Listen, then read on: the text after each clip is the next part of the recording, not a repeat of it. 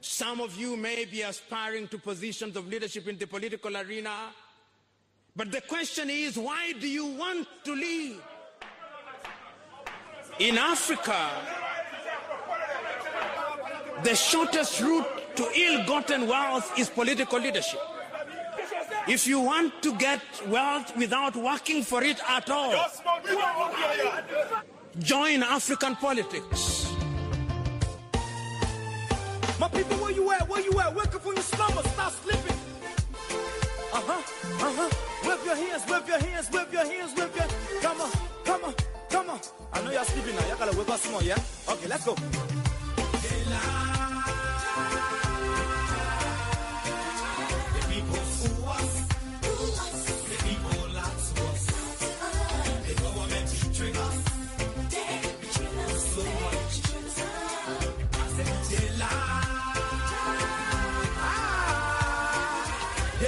Fool us, the people lie to us, the government betray us. They can lie, they can steal, they will not the world. I said we tired with their lies, we tired with their promises that led us to a lot of damages. We tired with that speech they preach, indeed, and now unique they deceive us. The thing we saw, it frustrates us. So why can't you lie? Why can't you steal? Why can't you allow the citizens to breathe? See, we just tell you that's why we voted you. But you fool us, you screw us, you use us and later on abuse us. So why? The government should lie. Why? But that's the question that we ask.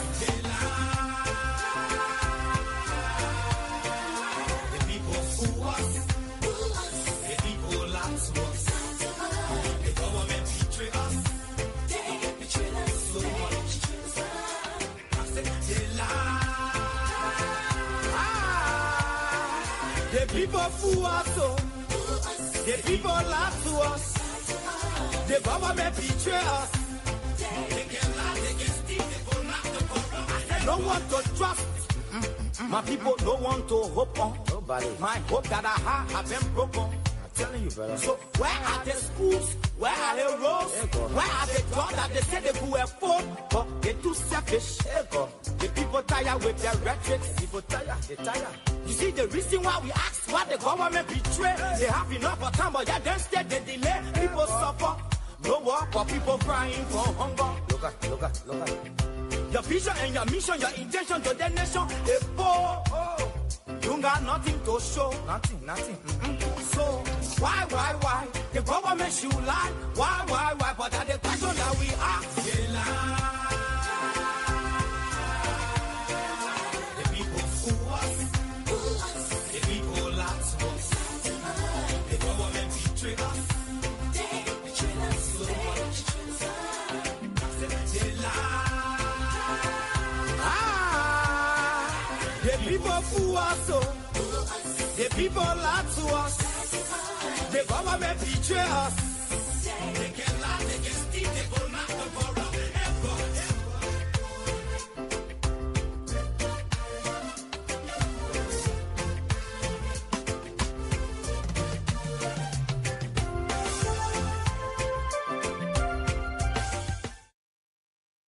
Human rights, women's in leadership, peace and security, climate justice, and inclusive development across 8 foreign policy engagement.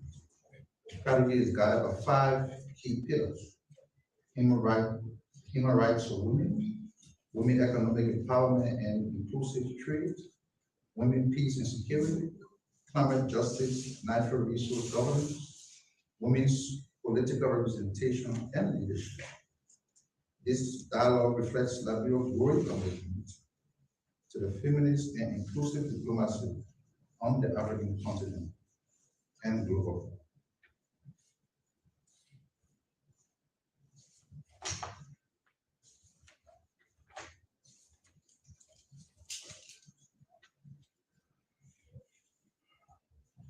During the course of the last weekend, the president was in Lofa County, specifically Menkoma.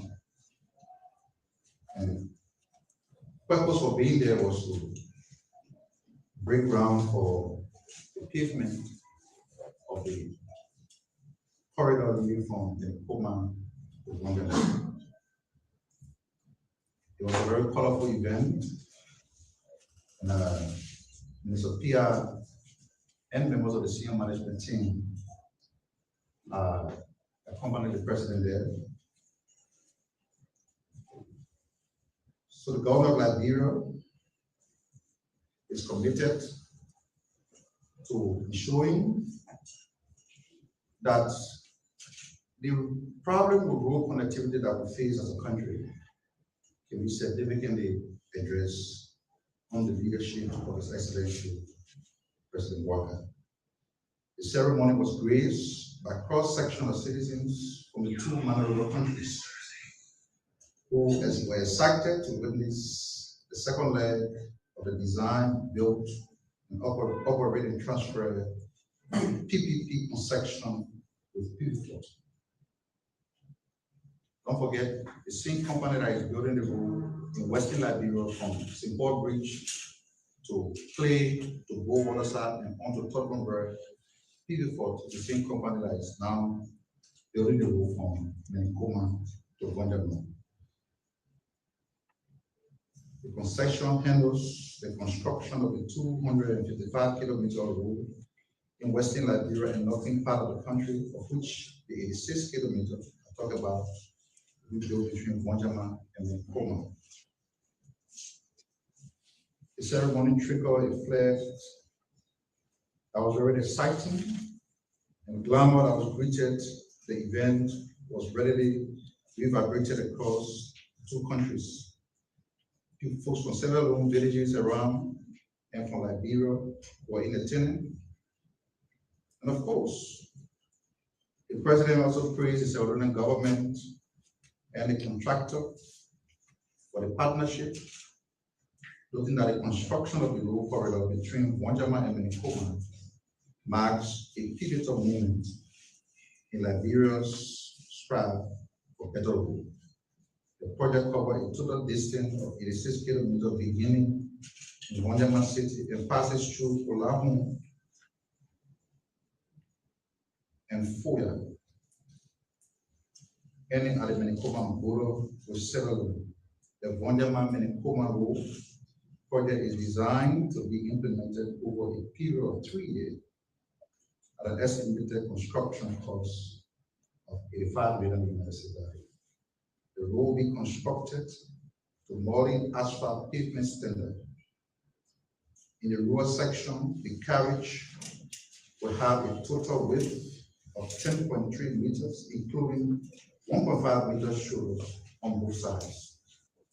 Within urban section, particularly in towns, the width will span 20.6 meters, including dedicated 2.5 meter parking lanes to improve traffic management and urban mobility. That's according to the Deputy Minister of Public Works, who represented the Minister at that event. The project, of course, will significantly impact Nova County because it has been long recognized as the breadbasket of Liberia. The economic benefits of the road will be underestimated. Cross-border trade between Liberia and Sierra Leone will also be enhanced. It brings about development also. Traveling from Banga to Saraya feels so good because that section of the road has been paved. And the current contract that is leading the road from Banga to Saraya, it will end in Konya, and then the government of Liberia will take it from there into Vonjama. So the two sections of the road will converge in Vonjama, and then everything about Barrow in that area will be a thing of the past. We want to appreciate the president for his vision. We continue to pursue it diligently to ensure that the country cannot be the same under his leadership. The Executive Chairman of the Liberia Special Economic Zone Authority, Mr. Prince Red, over the weekend inspected ongoing works at the proposed Special Agro-Industrial Processing Zone project site in Buchanan City, Grand-Bassa County. The Special Agro-Industrial Processing Zone in Buchanan, Grand-Bassa County represents a strategic pillar of the Liberian government's effort to transition from subsistence-based agriculture to the modernized, value-added industrial economy. The initiative is a cornerstone of the current administration Everest agenda for inclusive development. Of course, you know, the Everest agenda prioritizes agricultural development as a primary driver for rural economic growth and national food security. The project, funded by the African Development Bank, involved a significant financial commitment to approximately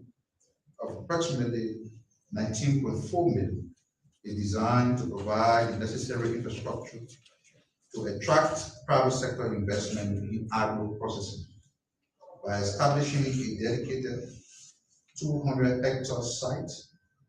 The government aims to create an ecosystem where local crops can be processed into finished goods, thereby reducing post-harvest losses and increase the export value of Liberian agricultural products.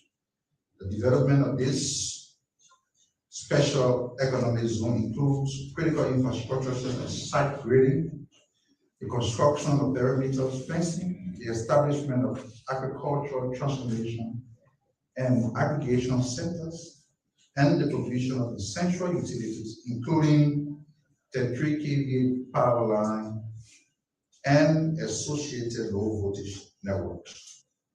The visit will aim at assessing the level of progress, contractor readiness to advance on key phases of the project.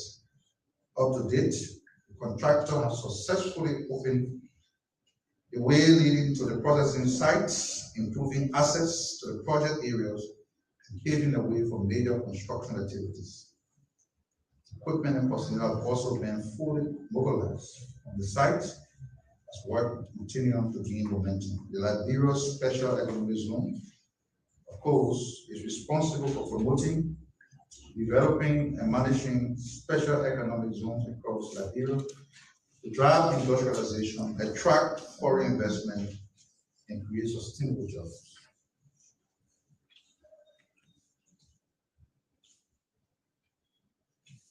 So the president was not just in Lofa to break ground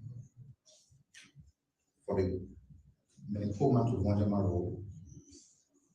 You already know that the Ministry of Posts and Telecommunication was involved in constructing Liberia First Digital Village.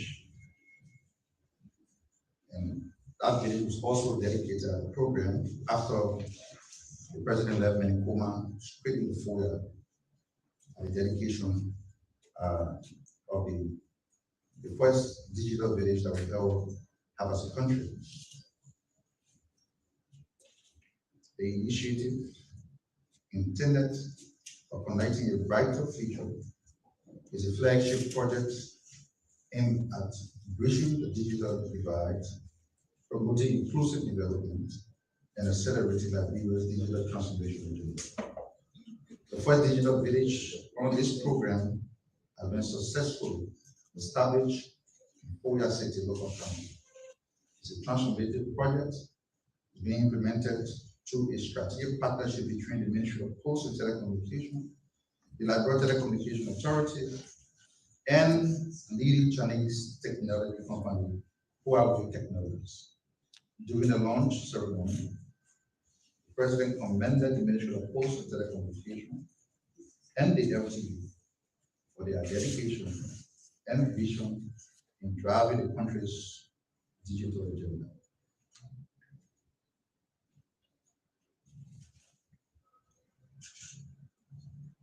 The Liberia Digital Village program will deliver reliable, high-speed internet connectivity, digital skills training, and a wide range of technology-enabled services to underserved communities across the country. It stands as a key milestone of the President's vision, a commitment to building a modern, digitally empowered, and inclusive nation.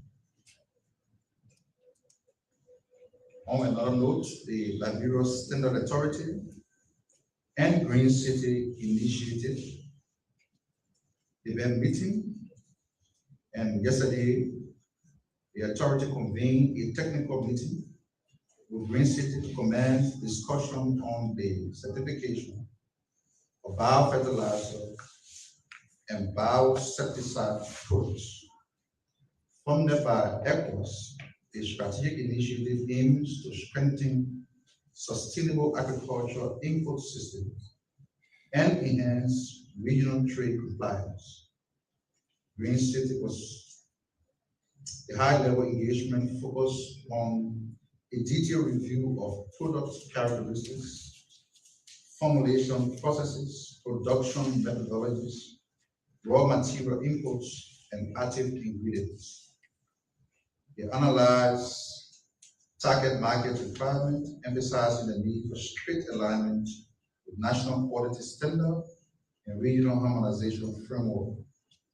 As bio-based agricultural products emerge as a special sector, key technical discussions assess the current laboratory testing capabilities within Liberia, quality infrastructure system. The technical team successfully identified potential testing gaps that must be addressed to support the growing industry. As a major outcome of the meeting, both institutions agreed to develop a structured technical collaboration framework. On this agreement, the Liberia Standard Authority will lead the establishment of specialized testing protocols, conformity assessment procedures, and certification pathway. The framework will ensure the safe, standardized, and legally compliant commercialization of biofertilizer and biosepticide products across Liberia.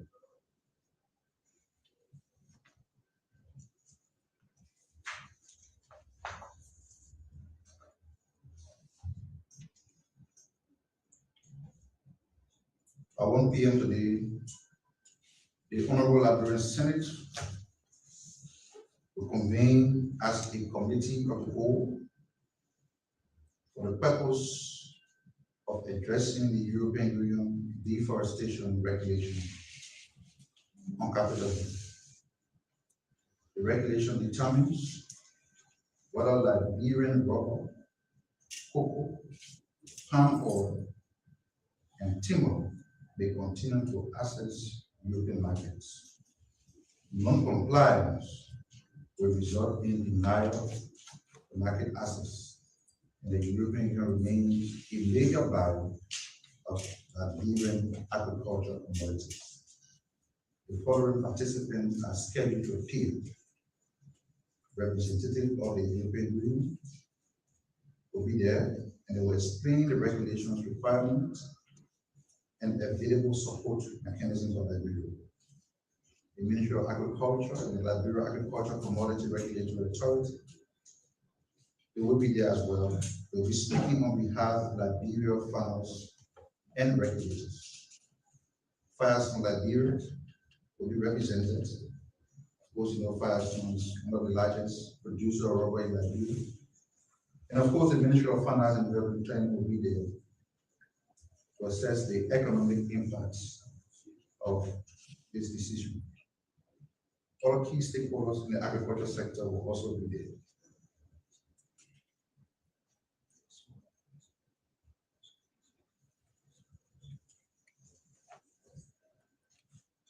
The National Fishery and Aquaculture Authority, on behalf of the government of Liberia, is issuing an urgent public advisory regarding some dangerous fish species that have been discovered on the shores of Liberia, particularly in Magni. It's called the lungfish, some call it pufferfish or blowfish. Many species of puffer contain a powerful toxin, especially in the liver, ovaries, intestine, and skin. These toxins are extremely dangerous to humans and animals and can remain active even after the fish is cooked, smoked, or died. NAFA strongly warns the public not to consume this fish under any circumstance unless properly identified and prepared by internationally certified experts. The toxin can attack the human nervous system, and there is currently no specific antidote for this toxin poison. In light of these risks, the National Fishery and Aquaculture Authority is advising all citizens to immediately avoid buying, selling, handling, or consuming these species. Fishermen who accidentally come in contact with the species should carefully and immediately return it to the ocean. Fish smugglers and coastal communities are to report any sight of this species to NAFA, and they also reassure the public that the government of Liberia remains committed to protecting public health, food safety, and marine biodiversity. Citizens are encouraged to cooperate fully with the NAFA local authorities in ensuring that this dangerous species does not enter the local food market. Thank you for your attention. Those were the issues that we highlighted to speak about.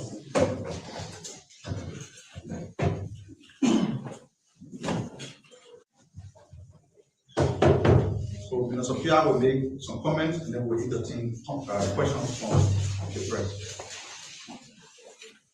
So before you do your question and answer period, I just wanted to re-emphasize and lay some focus on two of the issues you mentioned.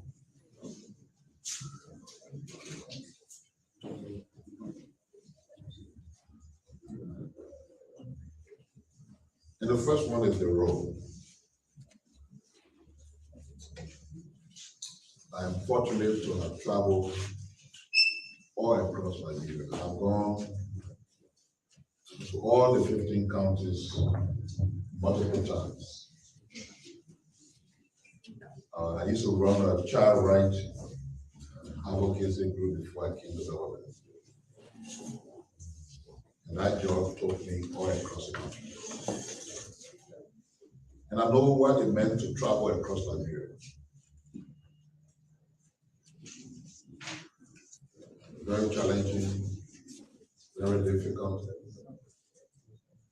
But at the same time, I have had a chance to go to some very good countries. I lived in Nigeria for around 3 to 4 years when I had to leave the country as a student activist. Taylor, former President Taylor, Nigeria with over 30 states to be access like this. You can travel to all of the states on what they refer to as express road.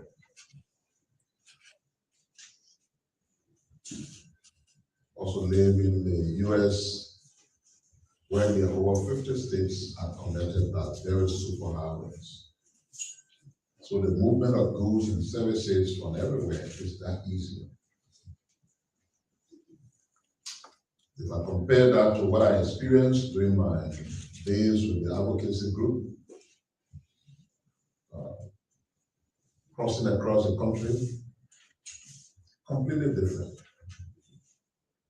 Though a smaller country that should be fully accessible in every way, we're not that way. So for once, we have a leader who is very knowledgeable about this problem. And he's been able to muster the will to begin the process of resolving this problem. And so our deep emphasis on roads all across the country. As I traveled to Lofa over the weekend for that groundbreaking ceremony, and particularly driving from Monrovia straight to Wanga, up to Salagi. And I compared that during the days, as I said, when I was working for the advocacy group, and I had to go to these same places. Even from Monrovia to Wanga, the road was almost non-existent until it was re-established by the Ghanaian administration, where President Wanga was last president. As I drove on that road straight up to Salagi, I could sense what I've seen in other countries is gradually coming here. And especially the portion of that road that leads from Wanga to Salagi is done in such a professional way. And you will see that there is a difference between that stretch of the road versus the road from Monrovia to Wanga. Our quality. And then witnessing the groundbreaking ceremony and getting the updates from the public works folks on what they hope to achieve.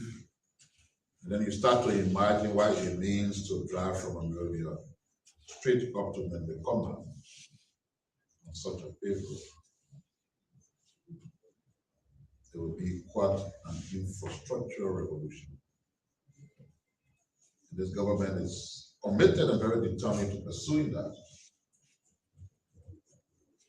But one of the things that is touching on that project is that the 3 cities that will be touched along the way, particularly the one for which we programs, Kulamu, Wanjima, Foya, those cities themselves, beyond the road that just passing through, will be laid out in a way that some of the outlets you see in the city, little dusty roads here, there, and where's this global? For once, those isolated cities will be laid out properly. And the minister was talking about shoulders. It means that the roads are stranded in such a way that beyond the portion that vehicles can move on, you got space, more space for pedestrians. And deep in the city centers, you have sidewalks to make sure that people are protected, because roads can also come with some consequences. Drivers can be ruthless, there can be accidents. So all those precautionary safety and other measures will be taken. In knowing that we already have a similar arrangement towards Bowas to Tottenham, see what is happening in the Southeast. But the minister touched on the Southeast, and he was clear that between now to 2029, 2030, everybody should go to back on the straight to the Southeast on straight on paved roads. And then you see the same thing happening in the other corridors.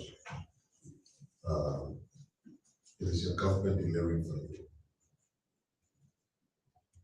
But when these things are happening, what do other people look for?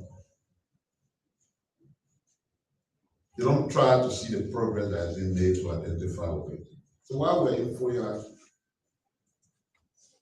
we saw some folks basically making the usual noise rather than talking about the purpose for which we went to Foya. They were basically spreading lies on both sides of their mouth.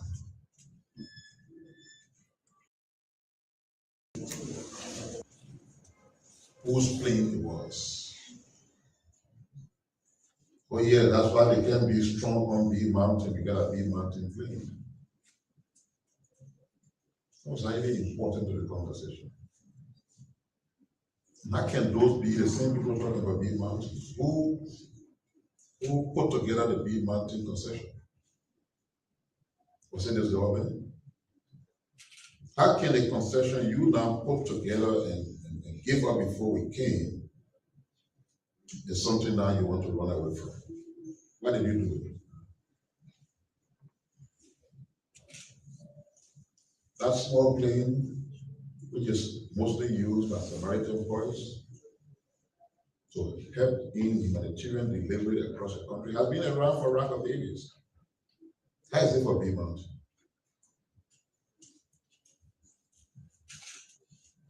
So you see, while we want to push the country forward, there are those who got nothing to offer, nothing substantive to say, or basically trash talking, lying.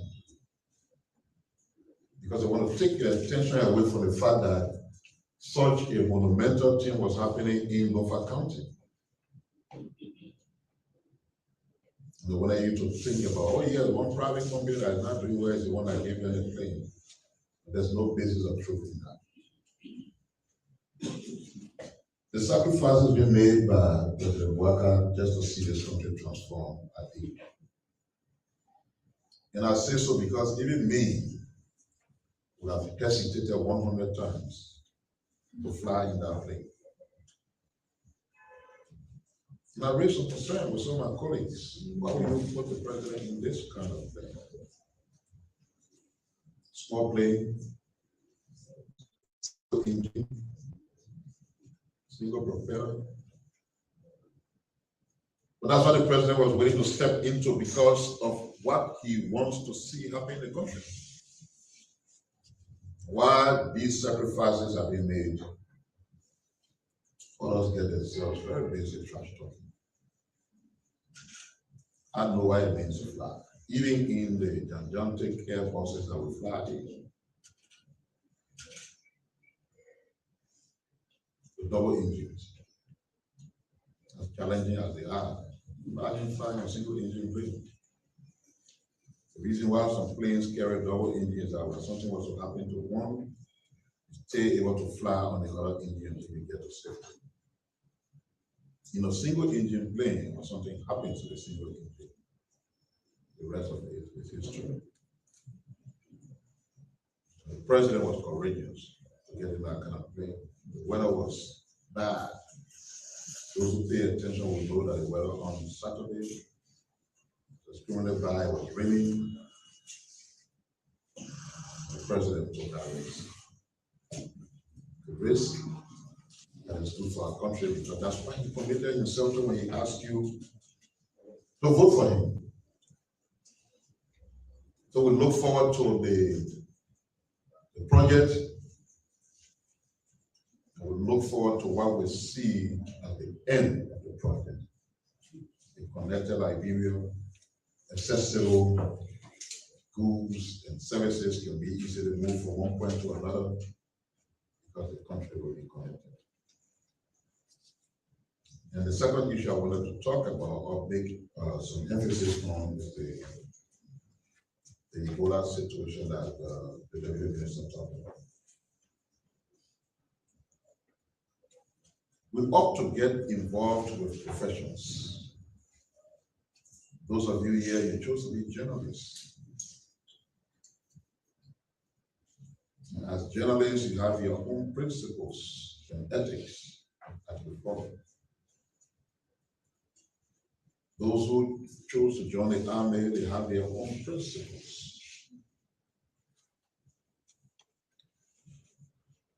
So it is with healthcare workers, medical doctors, nurses, physician assistant, and anybody you think about who works in the hospital environment. That's a calling, not a political ground. If you have interest in politics, you don't belong there.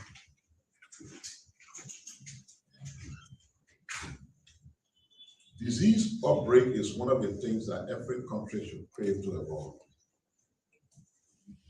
I was in the United States, I was living there during COVID. That's about the greatest country on earth, most powerful nation on earth. And we sat there seeing COVID bringing that great country to its knees. the epicenter of the COVID in the US was New York. A wonderful city, most powerful city in the US, almost turned into a graveyard. Such a great country struggled to confront COVID. Then we have our own history of Ebola in the early, around 2013, 2014. And we saw how this country nearly crumbled on all of us. The pains, the agonies, the death, all across the city. And then you have a different strain altogether of the very disease that caused that chaos here. Ravaging the Democratic Republic of Congo. That's a country that have had Ebola occurrences multiple times. So they're used to it. They confronted malaria or typhoid or something. But then there came a new variant of the virus. Congo DRC is struggling. And that is something that a healthcare worker, a nurse in the hospital, will try to do whatever she did with. I don't know what was the intent, whether it was politics, whatever it was. When there is a disease outbreak, there's a mechanism, there's a structure that announces the outbreak. It is irresponsible, it is unethical, and it's a childish behavior that puts a whole nation at risk when an individual in the healthcare system takes a record their own voice and declaring a virus that is causing chaos in 2 nations in Africa is here. Telling lies with competence. Totally unacceptable. And by the way, if the virus was here, could she project or see a hair like a fortune teller as to whether you will not harm herself?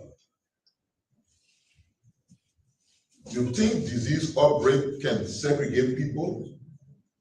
To say they want a Christian, they want a Muslim, they want a UP, they want a CDC, they want a ALP or what? You think it separate whether somebody is a child, a woman, a man, an elderly person or so? It kills indiscriminately. And you never know who the victims will be until it ends. But beyond the issue of death, it ravages economies, strangulate nations, and have you barely crumbling. And that is something that someone was joking with and playing with. We know the police have been engaged in more. The healthcare system got its own scandals, and they are investigating. The fact that you have a license to work in a hospital is not a guarantee that you have it forever. In all countries across the world, your license can be revoked based on your conduct. And if you call yourself a nurse, a healthcare worker, and your license is revoked, that certification, degree, or whatever you have in that profession becomes a waste. Because to find yourself in certain corridors, you got to follow what the rules are. And we believe that this nurse, those who are being talked to, behaved in an unacceptable way. And some examples got to be set as a reprimand for others in the system who may want to have similar conduct in the future. I thought it was important to make the emphasis on these 2 issues. Beyond that, we may or may not be in here on Thursday because we want to take one final step to be done with this all once and for all. I know we try to change it over and over, but you know, come there, I mean, say impress from you can sleep. Young men, old men, you can see that you're all over the place. They are kind of very.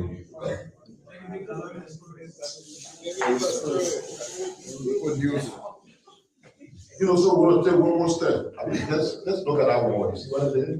It was painted, and just see what is happening to it.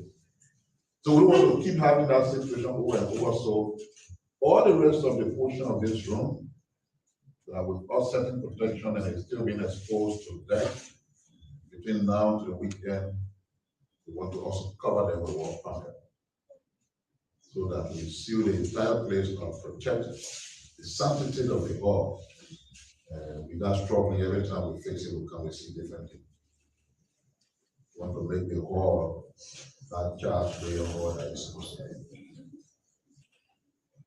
So thank you for your attention. You can now engage Mr. Sando with your questions.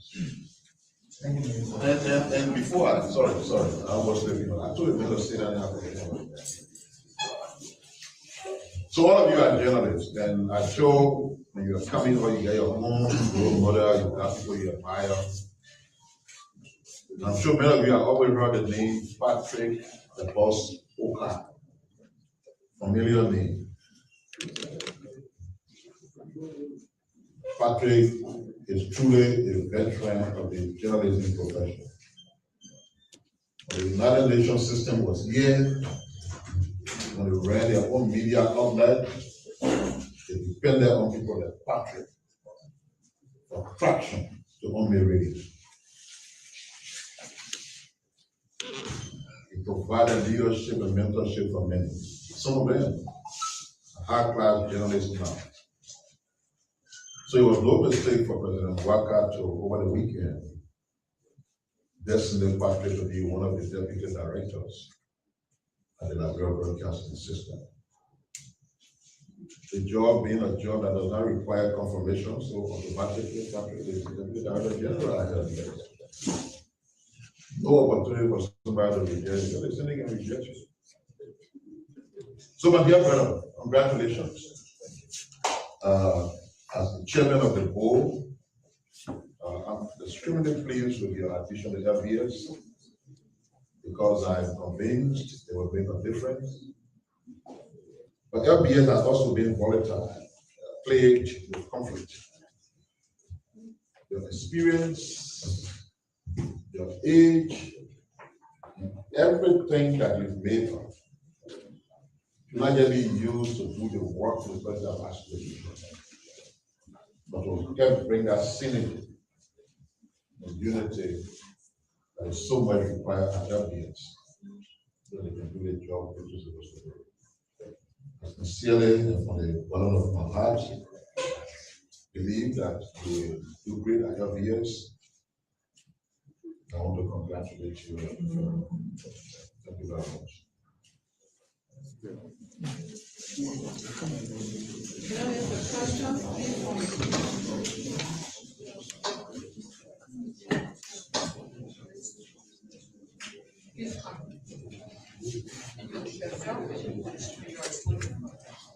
Thank you so much. It was great. I'm James and I'm both already brought Africa to my account. Also, the benefits and appreciation to the government by us. We say thanks to you, Oka, is your authority that let us go back to the Jaras, call down those Sunday driving service. We are on the communities and others. We assume that we saw it actually the so my question goes directly to the Honorable Minister, thank you so much for your work. And what is chasing after the freedom work. Journalists in here are chasing after how their work and data is growing. After your finishing work, our minister, you do a lot of things for the journalists here. Are you prepared to restore or have far obligations in your finishing work? That's this question. And that's what I have to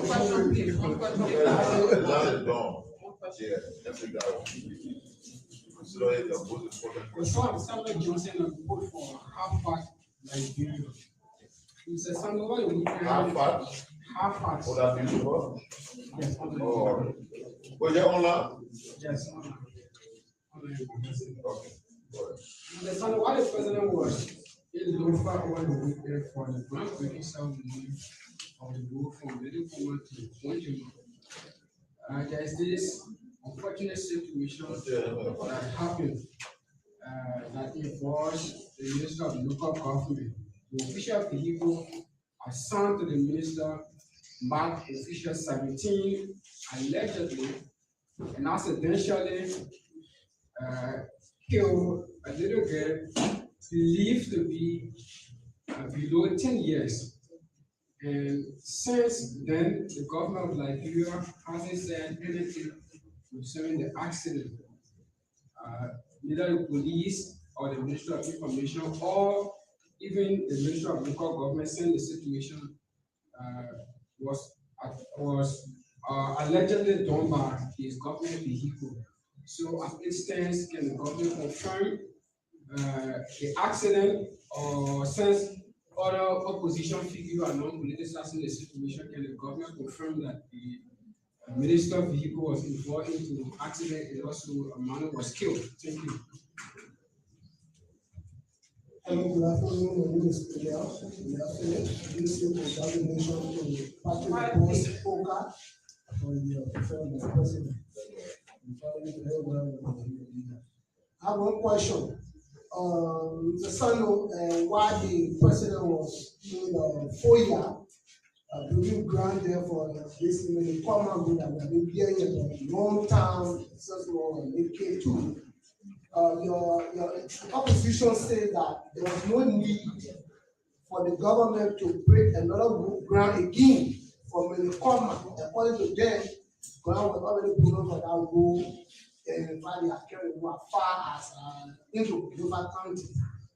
How can you respond to such criticism from the opposition? Thank you. Thank you, Doctor. Good afternoon. My name is Blessing Rawat and I'm from Pune Online TV. Mr. Minister, I want to know, recently the president was in Lofa breaking ground for Medicoma housing, but we have an issue at the Solomon border. How far is the government with the situation at the Solomon border? Should I bring consider that place in Guinea territory now? Thank you, Doctor. Good afternoon to all. My name is Aruna Ekufugi, and I report for today's FM. In Sophia, Nigerians recognize the effort of the government in terms of road infrastructure and that of electricity. Though it is not totally stable, but we can say there's a progress is on the way. But many Nigerians are concerned because we as a journalists, we usually engage with citizens out there, especially ordinary citizens, to get their view. And there is this specific question that keep coming to me as a journalist, which I want to bring to your knowledge so that you can give some clarity on it. Because many Liberians keep asking, since President Waka took over the mantle of authority to lead our nation, if there has been any new company that have entered into Liberia and citizens of this country are benefiting from. If there is any, can you just please highlight those companies so that Liberians can be aware of it? Thank you. Thank you, Mr. President. Good afternoon. Good afternoon. Good afternoon. My name is Winston. My name is Winston. My name is Winston C. Minister, I go for school anyway. My attention has been drawn to. Please have it quiet. My attention has been drawn to the video circulating on Facebook showing the production process of new lesson plates in Liberia. Now with members of the public already raising concerns about the quality of the plates, the LTMR is producing. My question is, has the government conducted any inspection or quality test on the materials being used by LTMR? If yes, what actions has the government taken to address these concerns? Thank you. Lesson to Abdullah and Antonio Tifimo who work for Tara Online TV. I'd like to say big up congratulations to the deputy PG appointed by the president. Thank you for paving the road for some of us that are just coming on the feet. But I want to appreciate the government of Labrador, especially President Joseph Mapaka Singh. I lived around the John F. Kennedy Memorial Hospital by 12:30 a.m. this morning. I want to do something, and I saw a bucket to like symbolizing something like washing hands, the preventive measure. Even though it was a little bit intense for me this morning while going to the work, some professional staff, security, I want to say, the chief of security rescue. That is a nickname given to the opposition political sides that I want to see, appreciate the government, they are working, and to the citizen, let's stop misinformation, disinformation, collaboration. Please respect your colleague. All right. Good afternoon. Good afternoon. My name is Levi C. Morrison. Quiet, please. My name is Levi C. Morrison. I report for BGS TV. So, on the issue of road connectivity, which is one of the major priorities of this government, there are speculations in every corner of Liberia that this government has failed on the timing of the Roberts International Airport route, which is a major route, for Liberians or for Liberia. So, I want to know what's the government response to that. Thank you. My name is George Momo, and I work for the Nigerian News Agency. So, on this issue of road, in past time I've been visiting the Lone Star to Jacotown area.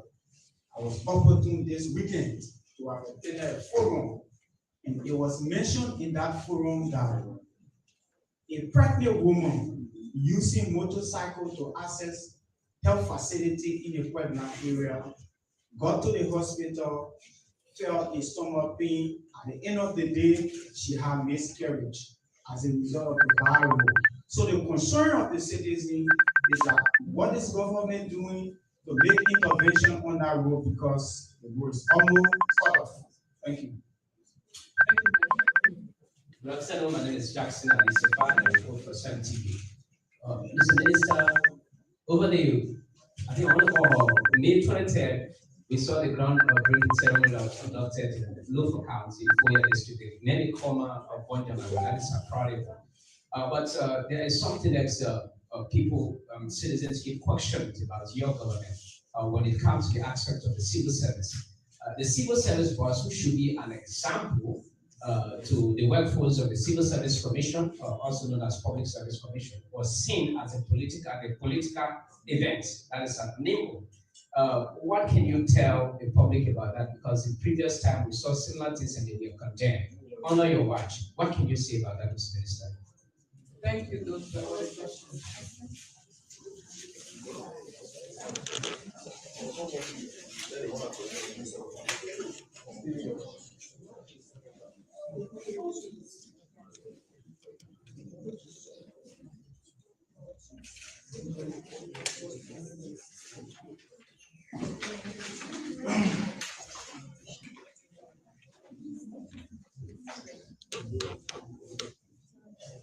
Chief Bala,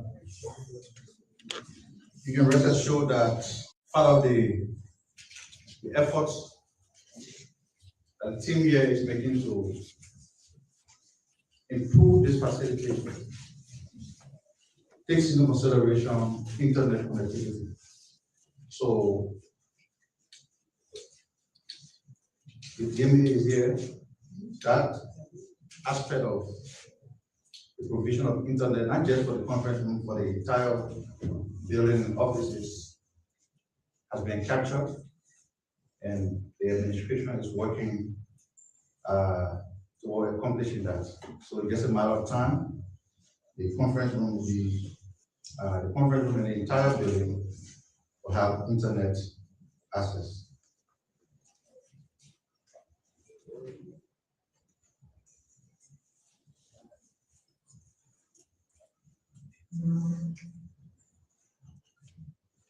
On the production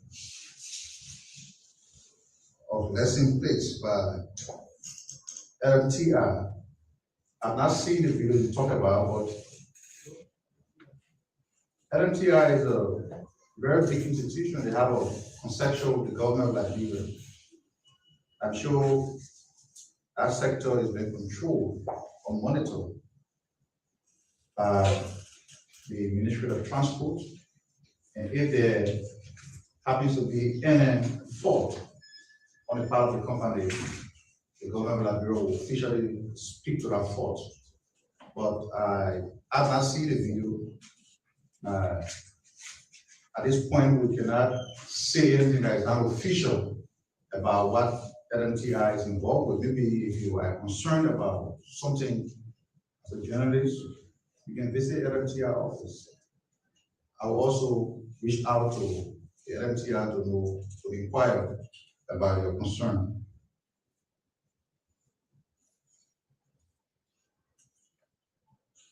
The question about the border will be answered by the minister. You talk about the status of the RIA rule. This is what we can forget, because both Minister Pierre and I said the delay in the resumption of weapon rule was due to an ongoing audit. That audit has ended. If you pass on the RIA rule right now, the team there has resumed work. So the work is in progress. Of course, reasons for which the work had to slow, because the government was concerned that the amount of money that has been provided to the contractor does not commensurate with the work that has been done on that road. So as a result of that concern, an audit was commissioned, and we announced that that audit period has ended and the work has resumed on the road. I think those were the three questions, and the rest will be addressed by Ms. Sophia. Thank you.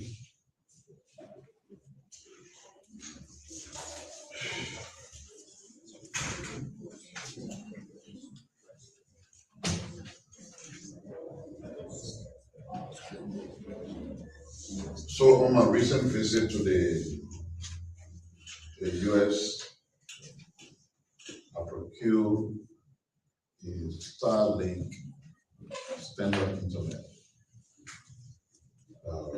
Starlink is about the best internet service one can get done globally, not just. So I made it my duty to procure one standard. It is sufficient to bring Wi-Fi services to the entire ministry. What has not happened since I came is we have not done the programming and installation. We hope to do it soon. And so that when you come here for your press briefing, you wouldn't have to worry about your design. That's already procured. I have it here. So the reason why something is called accident is because that is why it is. Accident is something that you didn't plan to do. It happened unexpectedly, or by error or whatever. So I didn't know that there's a new norm now that somebody can, officially announce an accident. I'm Minister Pierre. I'm driving from Broadway every morning. A car gets involved in an accident. I didn't know that I would come to the Ministry of Information press briefing and announce that Mr. Pierre car had an accident. So however you got your source that there was an accident is an accident. If there was loss of life, it becomes unfortunate because every life is so important. It doesn't change the fact that it was an accident. And when an accident occurred, the authorities are looking to you have the police. They take care of accident investigation. And then if there was death, as you claim, then there are families who come together, the people who making the accident and somebody who's the person who died, a family member, and all of that. And if the family members are not coming to radio to say that's why are you making it an issue like an intentional murder? If I take gun as you know, you hear it's a big issue. An accident is just an accident. We make issue of everything. So you hold out one day, you come to the whole press conference, say the only thing I'm going to whatever today, I'm going to ask about accident. I don't care what they thought there, I would not listen to what they thought. I'm only going to be glad I want to talk about accident.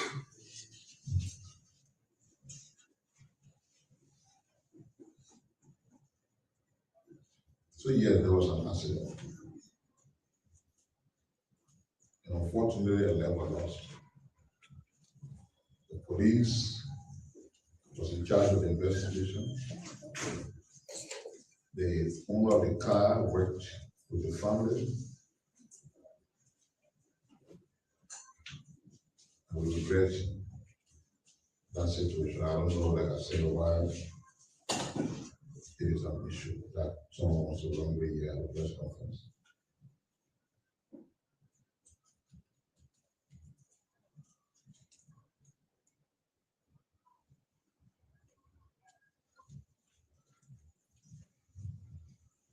No need for new groundbreaking.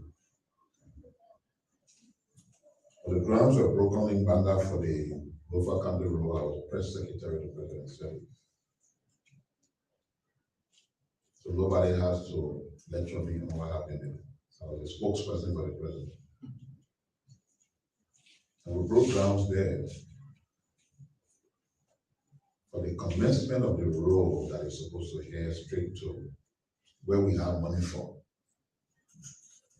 And we have money for the road of the Konya. And that's what we broke grounds for. It did not even extend to 1 month.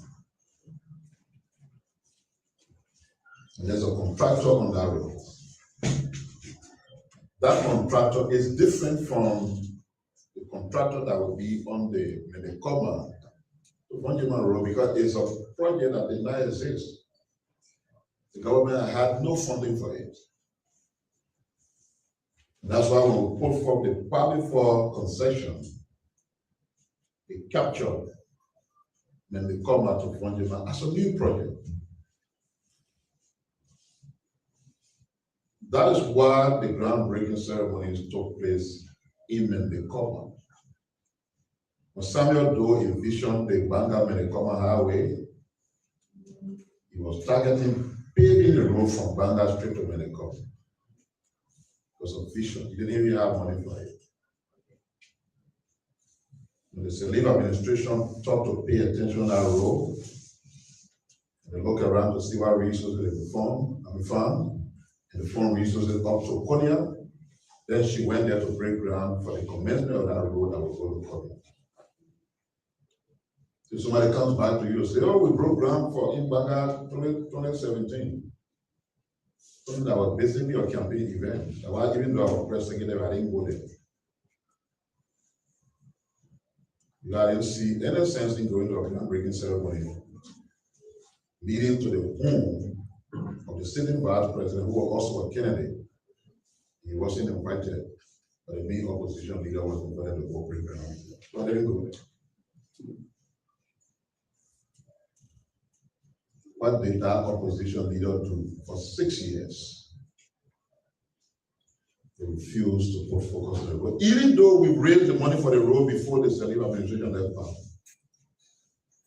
All the government needed to do was to pay the rapid benefit of those whose properties, their farms and other assets along the routes would have been affected. And these agreements are such that you do your part, then your lender do their own. If you don't do your part, the lender will not provide the money. So that's just a simple reason I didn't allow the road to go on. There's a new government here. We met our RAP obligation That's why the road is being constructed as a city. The public works minister spoke to the effect that even though that groundbreaking that took place at that point for us to Konya, they are determined to reach the road of Wanjeba between now and 2010. And the road from Menikoba to Wanjeba is 2.5 years plus the maximum 3 years. So by 2029, the road will be in Wanjeba from Menikoba. And the other one from Banga will be in Wanjeba as well. What that means is that the whole corridor will be connected and you can drive from Banga to Menikoba. So it doesn't matter who broke ground, where, why somebody breaking grounds again. Ground breaking doesn't solve anything. The difference is when they broke the ground, that time nothing took place. But when President Waka breaks ground, action follows. That's the difference.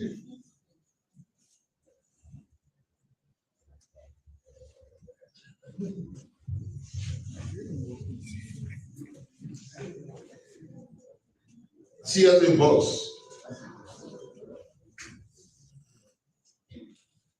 You know, sometimes we're quick to forget. The CSA boss occupies a political position. His appointment is political. But when you people not hear when President Obiang was doing a campaign rally, I think it was a special election, or whatever it was, with an EPS officer carrying gun but dressed in party paraphernalia. You didn't question that, but you're questioning Minister Pia is a politician, politically appointed. He's at a political rally, that's what concerns you. For men trained to carry guns to protect people, forget about that, wear party uniform, and we're okay with all of you. We're start wasting our time here, we're walking out.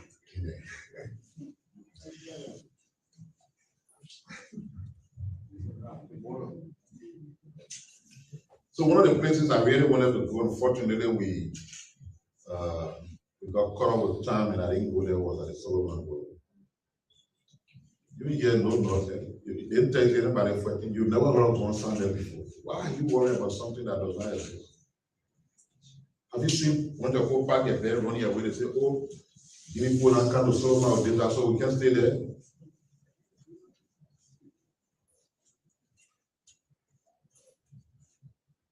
Don't manufacture problem. Don't wish for a problem that does not exist. Our border is okay. It's calm. The citizens living there are living peacefully.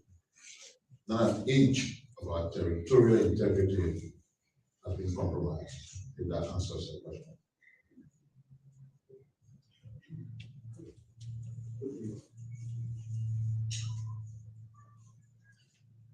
But probably we'll bring the National Investment Commission here. I think reflecting, I know they've not come here for a long time. So they can come here, let's talk about investment. Talking about investment will be which company has come, which hasn't come, which one has been reviewed, and all of that. So you can have a perfect answer to your concern as to whether this government has brought in confidence. My young brother from Blaze, right? That is your concern. But I'm sure you're aware, if you're following as a journalist, there have been some investment in the oil sector. You know about the total energy investment here. So yes, there's been some investment, there's been some companies that will bring the NRC people here so that their presentation can focus purely on that. So you don't just have the details. When you ask your question, you get an appropriate answer because every area got their own giant. They are the giant in that area. I don't want to pretend that I know everything about the country without information minister and give you this information. So your question has informed my desire to pursue him or any representative from the NRC to come and address our press conference where you get more of them with regards to the question you asked. I think those are your questions.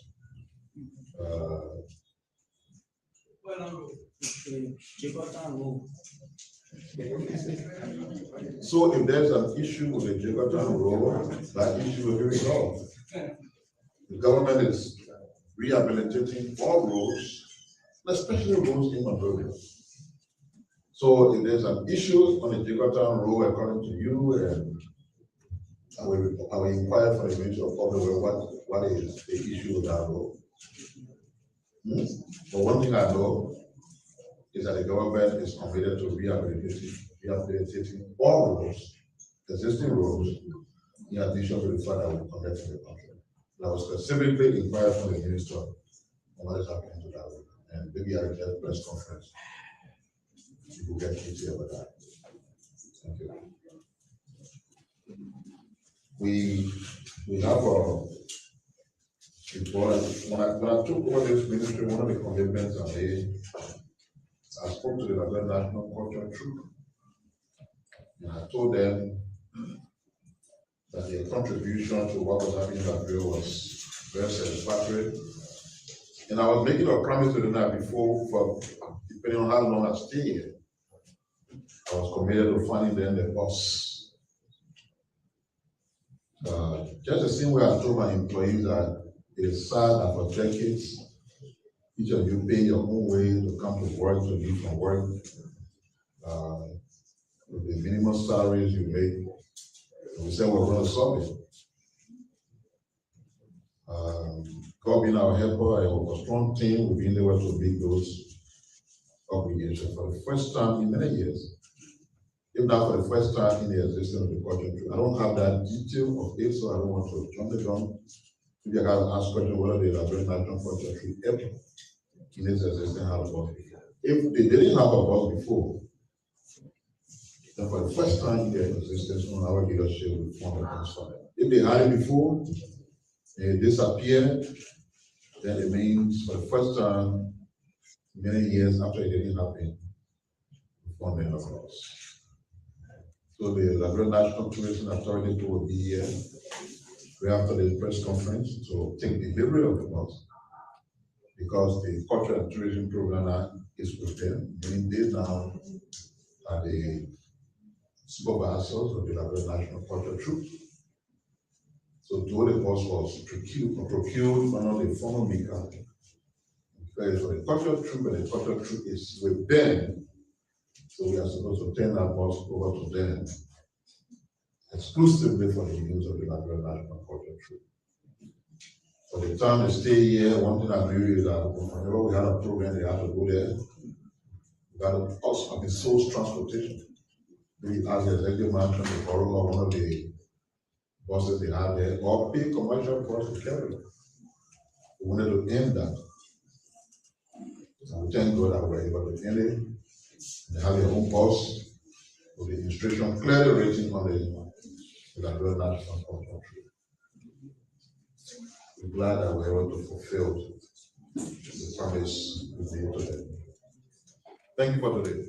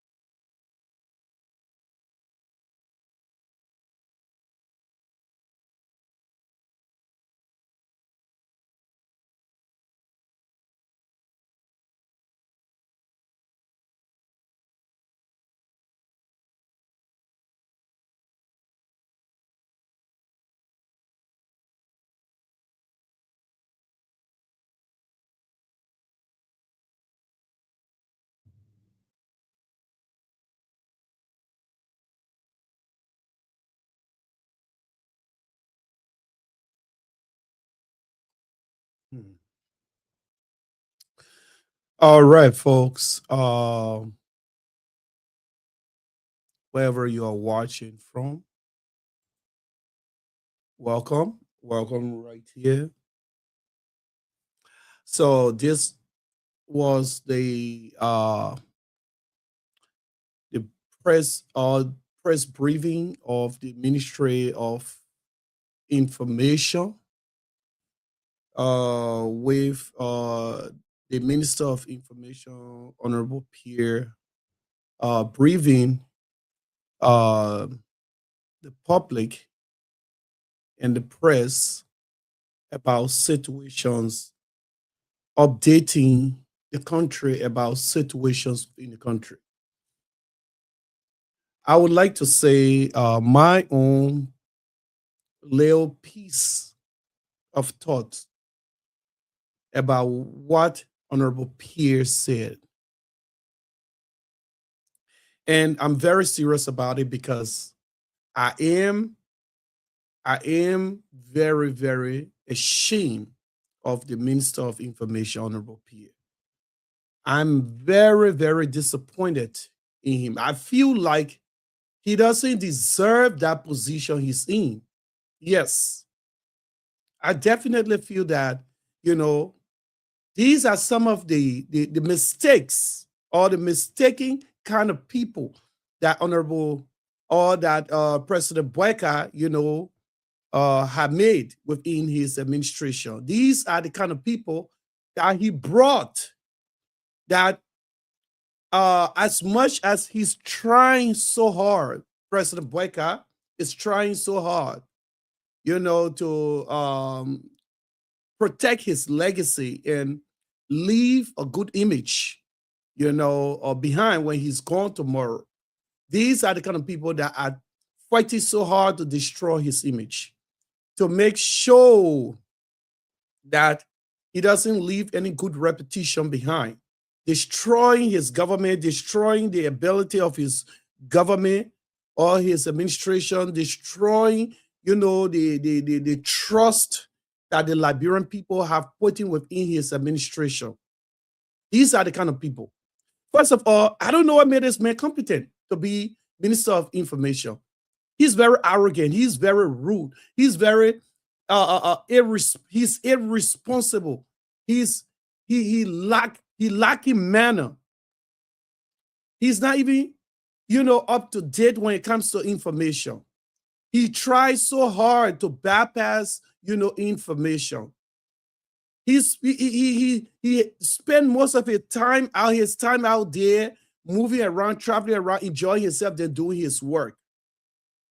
I noticed closely that about him, that obviously whenever the Liberian people or the press, they are out there, they are doing their job, trying, to get reliable information, which is his job. He always, giving them some kind of harsh word, some kind of behavior, awkward behavior, that shows that he's not even responsible. He doesn't even look like a man with a family. I wonder how his wife feels if even he's married, watching him being so arrogant like this. I imagine, look, President Boyka, they say birds of the same feathers flap together. Don't make some also think that you coming up, you were like this guy here. He's very, very irresponsible. He's terrible. He's rude. Yes, he is. He doesn't even know how to be diplomatic. He behaved like a street boy. Why is he in your government, President Boyka? Look at the Solomon issue that the journalist asked him about. Listen to his irresponsible reply. Lack of knowledge reply. We watch the thing every now and then. There are reporters or there are people that are bringing in information about the border situation. In fact, at this rainy season time, the Guinean soldiers are beginning to break down, the med there, by our border or immigration people and things there, to be able to build their own structure on the land. They as well instruct their people to bring their goods across the border. And right after they guide the people, to protect the people, right after the people are done selling, they instruct their people to go back across the border while they are still protecting. They are on your land. They are telling you that the Liberian people can even far more depend on their security to protect them, protect that land, when we say we have security on the side. Then you are You are foolishly telling the people because they did not hear Gonsa or they haven't heard Gonsa, they have not heard that people putting their load on their heads and running. So it means that everything is okay at the Solomon border. How arrogant and Pierre you can be. You even deserve being respected. How foolish and arrogant you can be, you Pierre. Call yourself Minister of Information for Liberia.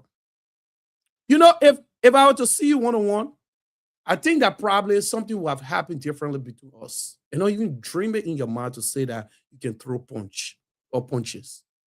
Because I would have looked and stare you in the eye and definitely address you like the person you are. I would have addressed you looking straight into your eyes. Because you deserve being the Minister of Information of Liberia, to be very frank. You spend most of your time traveling around the world having fun than doing your job. That's why you are lacking information. You think y'all can hide the truth from the Liberian people? The Solomon border has been taken away from us. Our land, our border has been taken away. We all know it. Every now and then, private citizens gather information that live within that district, live within that surrounding, and they are furnishing the internet with those information. As of recent, since rain season have started in Liberia there, the people have started building. In fact, breaking down the old places or places that they met there and building their own structure there. That tells you control. That tells you power. The people are proving to both the Liberian people, including the people over there on the other side, that they are in control. They can be trusted, they can be relied upon to protect both sides. Are you not ashamed for you to tell the people the truth that since the incident has happened or has happened, in fact, things are getting worse and not even better, and you're hiding it, you're lying to the Liberian people, you're trying to be so arrogant to them because you are not even in touch with the information that is going on there. So you don't know what, I notice you, Pierre, whenever you are not in touch with information or you are not abreast with information and things, you turn those questions and things to be, you know, you turn it into to foolishness. You try to be very, very rude, not in touch with yourself. The moment you lack information, the moment you lack answer to whatever the journalists are asking or the reporters are asking you, you go off track. You become so insolent to the people because you don't know what to tell them. So you think that being rough and rude will give you a pass. That was a complete cheek and rudeness you gave to those guys. I just caught you on it because that is what I was waiting for, Pierre. Call yourself Minister of Information. I knew you had nothing to tell the people about that border. And you want to say that because the people in here are concerned, the people in here, people picking up the things. Do you know how threatening those people that live in Lofa there are feeling? The fact that their next door neighbor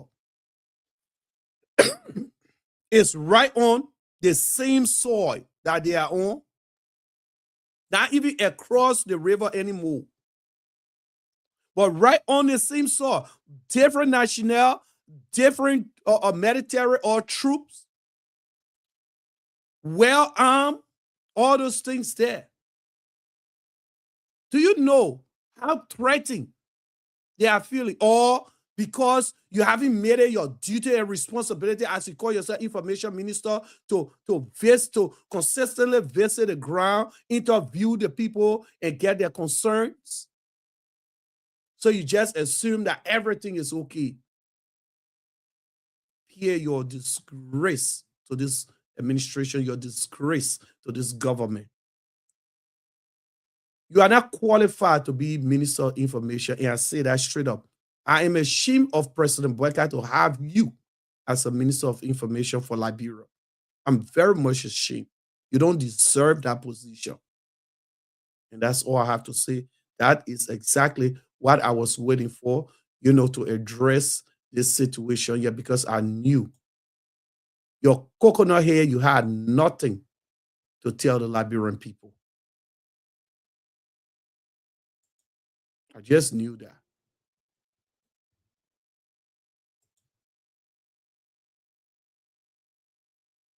Some of you may be aspiring to positions of leadership in the political arena, but the question is, why do you want to lead? In Africa, the shortest route to ill-gotten wealth is political leadership. If you want to get wealth without working for it at all,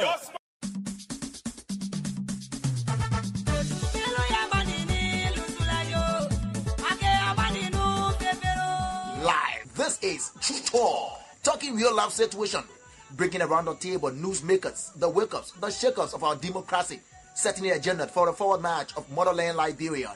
True Talk is live with your host, William A. Davis. It's an hour long of cross-cutting political, social, religious, and contemporary issues affecting the society. Make a date. True Talk, breaking our issues to life.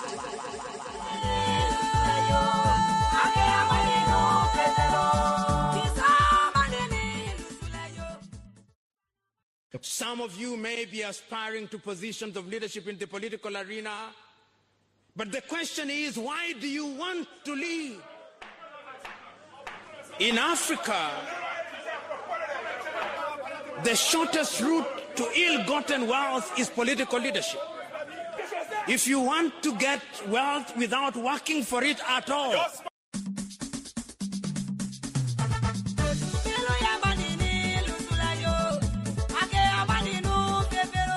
live, this is True Talk, talking real life situation, bringing around the table newsmakers, the wake-ups, the shakers of our democracy, setting the agenda for the forward march of motherland Liberia.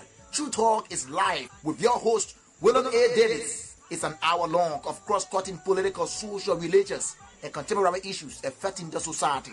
Make a date. True Talk, breaking our issues to life.